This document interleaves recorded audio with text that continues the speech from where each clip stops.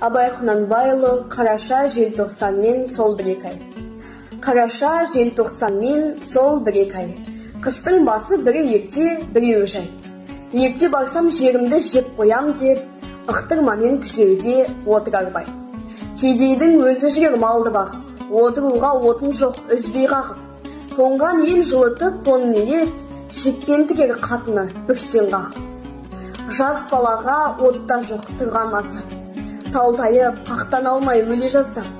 Кемпір шалы бар болса қандай қиын, бір жағынан қысқанда ол да азап. Кәрі қой ептеп сойған байдың үйі, қай жерінде кедейдің тұрсын күйі.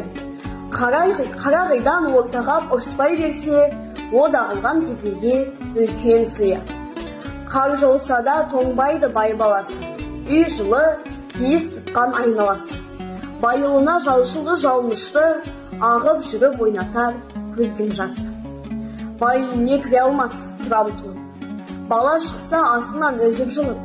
Ық жағынан сол үйдің ұзап кетпес, күйген жұрттың күн жағын орнын. Әкесі мен шешесі баланаңдыр, о да өзіңде ит болсын, азғыр-азғыр.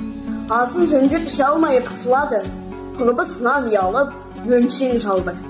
Жалшы үйіне жан ашып, ас бермес бай, артық қайыр артықша қызмет көрер. Байда мейір жалшыда пейілде жоқ, аңдыстырған екеуін құдайымай. Алса да аяншақтау кедей сорлы, еңбек білмес байдың да жоқ қой орны. Жас бала кемпір шалын тентіретпей, бір қыссақта тас болма сенде олғырлы.